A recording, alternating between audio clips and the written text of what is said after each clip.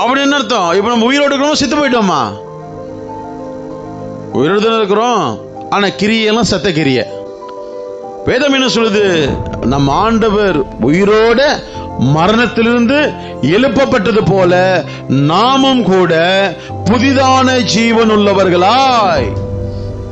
சிந்தை புதுசா மாறணும், எண்ணம் புதுசா மாறணும், யோசனை புதுசா மாறணும், வார்த்தை புதுசா மாறணும், விசுவாசம் புதுசா மாறணும், வாழ்க்கை புதுசா மாறணும், ஆசீர்வாதம் புதுசா மாறணும், கிருபை புதுசா மாறணும். இதெல்லாம் புதுசா மாறணும். நான் அதுக்கு ஏற்ற பிரகாரம் என்ன பண்ணணும்? பழையவர்கள் ஒளிந்து போயின்னு எல்லாமே புதிதான. ஏன் உயிர் தெளிந்தாரு? உயிர் தெளியாம இருந்த பழைய காரியம்.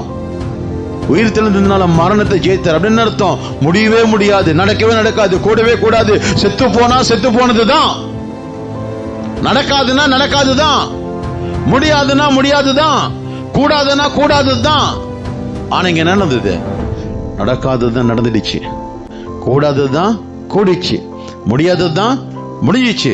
அந்த கல்லை புரடித்தல்ல யாரால முடியாது, அந்த கல்ல புரடித்தல்ல யாராலுமே முடியாது. ஆனா வார்த்தையினால் முடியும், வார்த்தையினால முடியும். அந்த வார்த்தை நீ பேசு, தேவன் தூதனை அனுப்புவார், உன் வாழ்க்கையில தள்ள வேண்டிய கல்லை தள்ளுவார். இன்னைக்கு நான் சொல்றேன், நம்முடைய விசுவாச அளவுகோல் மாறணும்.